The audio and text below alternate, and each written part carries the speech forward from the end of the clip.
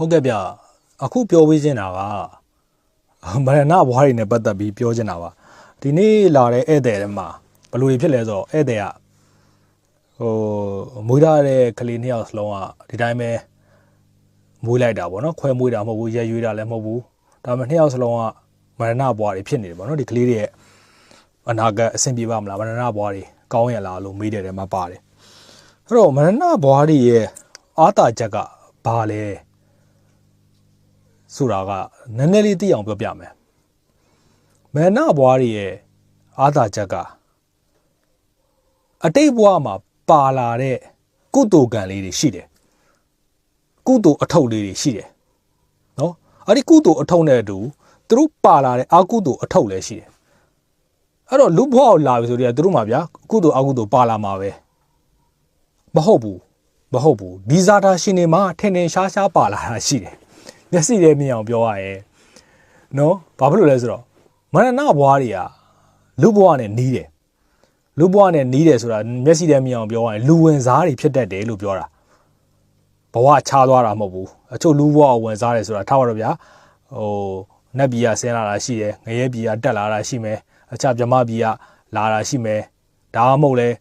ဝင်စားတဲ့လူကလူဖြစ်လိုက်တိရစ္ဆာန်ပြန်ဖြစ်သွားပြီးတော့နောက်နှစ်တော်ကြာမှလူပြန်ဖြစ်အဲ့လိုမျိုးမဟုတ်ဘဲနဲ့မရဏဘွားတွေကလူဘဝနဲ့နီးတယ်ဒါတော့ဒီဘဝမှာတည်လို့မီတိတ်မကြဘူးဘက်ကနေလူဘဝကိုဝင်စားလိုက်တာမျိုးနော်အဲ့တော့လူဘဝနဲ့ခဏလောက်လူဘဝနဲ့နီးတဲ့ဝေမန်နိကပိတ်တာလိုမျိုးဖြစ်သွားတယ်မကြဘူးဝင်စားလို့အချိန်ရတာနဲ့ပြန်ရောက်လာတယ်အဲ့လိုမျိုးလူဘဝနဲ့နီးတဲ့သူတွေလို့ပြောတာအဲ့တော့လူဘဝနဲ့နေပြီးလူဘဝကိုပြန်ရောက်လာတဲ့လူတွေဖြစ်တယ်မရဏဘွားတွေအဲ့တော့မရဏဘွားတော်တော်များများမှာကျွန်တော်ငယ်လေး9တန်း10တန်းလောက်တွေကကျွန်တော်ကမဟာဗုဒ္ဓတက်တယ်အဲ့ဒီကကျွန်တော်ကတွက်ပြီးတော့သူ့သင်္နာလောက်ထားတဲ့ဟာတွေရှိတယ်မရဏဘွားလေးတွေမှာကံကောင်းတဲ့ချက်ကဘာလဲဆိုတော့အချို့လူတွေမှာလူဘဝနဲ့နီးတာဖြစ်တဲ့အတွက်ကုသိုလ်အထုံလေးတွေပါလာတယ်ဟာဒီကုသိုလ်အထုံလေးတွေကမိဘကိုပြန်ပြီးတော့အကျိုးပေးတဲ့လူတွေဖြစ်ကြတာတွေ့ရတယ်ထားပါတော့အချို့တွေ့ဘူးလိမ့်မယ်ပုံမှန်တော့စီးပွားလုပ်နေတယ်ဒီသားသမီးလေးမွေးပြီးမှငါတို့စီးပွားရေးတက်လာတယ်နော်စီးပွားရေးကောင်းလာတယ်ဒီကလေးမွေးပြီးမှကျမတို့စီးပွားတက်တယ်အဆင်ပြေတယ်ဒီလိုမျိုးကြုံမှုကြလိမ့်မယ်နော်ကြုံမှုကြလိမ့်မယ်မိဘတွေကတာမန်လုပ်နေတာအရန်ကြီးဆွတ်တက်မှစူးစမ်းပြီးတော်နေတဲ့လူမဟုတ်ဘူးဒါပေမဲ့ဒီမရဏဘွားလေးမွေးပြီးနောက်ပိုင်းမှာအဆင်ပြေလာတယ်လို့လက်ရွှင်လာတယ်လို့ဒါမိဘတွေနဲ့ကုသိုလ်ကံအထိုက်လျောက်ဆက်ဆံမှုတော့ရှိမယ်အဲ့လိုပေါ့မိဘတွေကလည်းကုသိုလ်ကံပေးချိန်နဲ့တိုက်ဆိုင်နေဆိုရင်ဒီကလေးမွေးပြီးမှတဟုန်လို့ဖြစ်သွားတာကြီးကြုံမှုလိမ့်မယ်အဲ့ဒါတွေကမရဏဘွားတွေမှာအများဆုံးတွေ့ရတယ်အခြားဘွားစားတာလည်းရှိတယ်နောက်ကြုံတဲ့အခါတစ်ခုချင်းပြောတဲ့အခါကျရင်ပြောမရဏဘွားတွေမှာအများဆုံးတွေ့ရတယ်အဲ့ဒီအတိတ်ကပါလာတဲ့ကုသိုလ်ကံလေးတွေနဲ့ငယ်ရွယ်စဉ်မှာခလေးရေးပေးတဲ့ကဏ္ဍလေးကိုဘာမှမဟုတ်ရှောက်ချစ်တဲ့ကဏ္ဍလေးကိုကောက်ထိုးလိုက်တော့ထိပတ်သွားတာတော့နော်ထီဆိုင်သားမှာထီရွဲနေတော့ကလေးကရှေ့စောလက်စောနဲ့နှစ်နှစ်သုံးနှစ်ဆိုပြက်ခနဲ့ဆွဲဖြုတ်လိုက်တဲ့ထီလက်မှတ်ကဖြုတ်ပြီးသားကြီးအားနာလို့အဲ့ထီလက်မှတ်ယူလာအဲ့ထီလက်မှတ်ကပေါက်သွားတာတော့ဒီကလေးနာမည်နဲ့ကန်ဆန်းမဲ့ထိုးတာပေါက်သွားတာတော့ဒီကလေးနေမွေးပြီးနောက်တိုင်းအဖေကဘယ်လိုပြောမလဲလာစာတွေတိုးသွားတာတော့အဲ့လိုမျိုးအဖြစ်များတာကမရဏဘွားတွေမှာအဖြစ်များတာနော်အဲ့တော့ကုသိုလ်အထုပ်အထည်လေးတွေပါလာတယ်ကျွန်တော်ပြောတာဟုတ်လားမဟုတ်လားအခြားလူတော့လေ့လာဖို့မလွယ်ဘူးဘေးတင်လေ့လာနေတဲ့လူတွေလေ့လာကြည့်အဲ့ဒါကကျွန်တော်အခုပြောတာ10ယောက်မှာ9ယောက်ကအဲ့လိုဟာလေးတွေပါတယ်အဲ့3ယောက်လောက်ကကျွန်တော်ပြောလို့ပေါ့ကုသိုလ်အထုပ်မပါလာပဲနဲ့အကုသိုလ်အထုပ်ပါလာတာငယ်ငယ်တွေကသူတို့စေုံစည်းကမ်းတွေပြေးရတာနော်သူတို့တော့ငွေတွေတအားကုန်တာမွေးကလေးကြီးနှလုံးမှာအပေါက်ပါလာတော့ငါတို့ဘယ်မှာသွားကိုလိုက်ရတာနိုင်ငံခြားမှာ3600 1000လောက်ကုန်သွားတယ်ဒီလိုမျိုးတွေပေါ့အဲ့တော့စိုးကျိုးပေးတဲ့လူလည်းမရှိဘူးလားရှိတယ်ဒါပေမဲ့ကောင်းကျိုးပေးတဲ့ဟာတွေမှာတော်တော်ထင်ရှားတယ်မရဏဘွားတွေကနော်အချို့လူတွေကသားသမီးကံမိဘကံမဟုတ်ဘူးကံဆက်တယ်ဗျအချို့လူတွေမှာကံဆက်တာရှိတယ်ကံဆက်တာရှိတယ်အဲ့တော့မရဏဘွားတွေမှာအဲ့ဒါတိတာထင်ရှားသွားတွေ့ရတယ်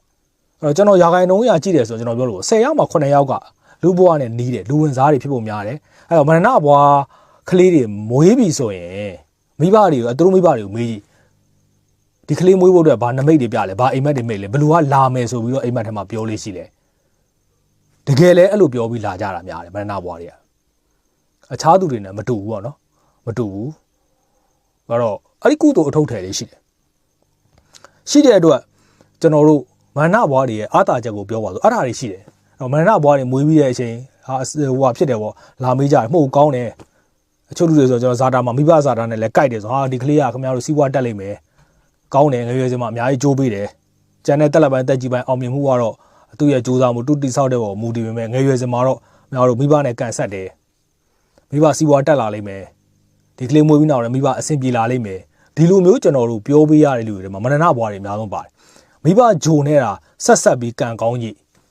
အဲ့မရဏဘွားတွေမှာကောင်းတဲ့ဂျိုတွေကမိဘနေနံတွေဖြစ်ကြည့်တော်တော်လေးအကျိုးပေးတယ်အဲ့တော့ကျွန်တော်အခုပြောတဲ့ဟာကမရဏဘွားတွေမှာဖြစ်လေရှိတယ်နံပါတ်1ချက်လူဘွားနဲ့နီးတယ်နံပါတ်2ချက်လူဝင်စားဖြစ်ဖို့ရာခိုင်နှုန်းပြတယ်နံပါတ်3ချက်ကုသိုလ်အထုတ်ကြီးမားမားဒါမှမဟုတ်အကုသိုလ်အထုတ်အကြီးမားမားပါလာတတ်တယ်ဒါပေမဲ့ကုသိုလ်အထုတ်ကြီးမားပါလာတာပိုကောင်းတယ်မရဏဘွားတွေမွေးပြီးမှမိဘတွေစီးပွားတက်တဲ့လူတွေစီးပွားကြတဲ့လူတွေရှင်ကြည့်လိုက်ရင်စီးပွားတက်တဲ့လူကပိုများတယ်နော်အဲ့ဒါတွေကသူတို့ဘွားမှာပါလာတဲ့ဟာတွေအချို့မရဏဘွားတွေငယ်ငယ်ဆင်းဆင်းရဲရဲတွေလည်းအများကြီးရှိတာပဲလေဒါမဲ့ရှင်ကြည့်လိုက်ရင်ရာခိုင်နှုန်းအားဖြင့်ပြောတာကျွန်တော်တို့ကဘာလို့ရာခိုင်နှုန်းအားဖြင့်ပြောတာလဲကျွန်တော်အခုပြောတာနားလေတယ်ဗျာမရဏဘွားဆိုတွက်ရလဲကိုယ့်ရဲ့မြန်မာမွေးသက်ကိကိုတီးပြီးတော့ကျွန်တော်ခုနှစ်နဲ့စားလိုက်တယ်မရဏအိမ်မှာဘာရှိတယ်ဆိုတော်တော်များများအချက်ချင်းကောက်တွက်လိုက်လို့ရတယ်ဘာမှရှာရတယ်အဲ့တော့နက်ခတ်ပေတွေနဲ့ပြောမယ်ဆိုတော့မွေးချိန်တွေပါနေတယောက်ချင်းစီနေဟာဘယ်ဂျိုကကောင်းတယ်ဘယ်ဂျိုကဆိုးတယ်ဘယ်ဂျိုကတော့ဥဒန်သိမ်ဖြစ်တယ်ဒီလိုမျိုးတွေရှောက်ပြောနေရမှာဆိုရင်တော့ဘလို့တိတိကျကျထွက်တော့မလဲနော်အဲ့ဒါကြောင့်ကျွန်တော်ပြောပြတာအဲ့တော့မရဏဘွားတွေမွေးလိုက်လို့လဲစိတ်မညစ်နဲ့စောက်ကြည့်စီးပွားတွေတက်လာလားအဆင်ပြေလာလားကောင်းလာလားကြည့်တယ်ဆိုရင်ဒီကလေးရဲ့နာမည်လေးတွေနဲ့ကျွန်တော်အလှလေးတွေလှုပ်ပေးအလှလုပ်တဲ့အခါဒီကလေးလက်နဲ့ထိပြီးတော့လှုပ်ပေးဒီလိုမျိုးတွေလှုပ်ပေးခြင်းဖြင့်တိတိတသာမရဏဘွားတွေရဲ့ကံကိုလည်းဆက်ပေးပြီးသားဖြစ်သွားလိမ့်မယ်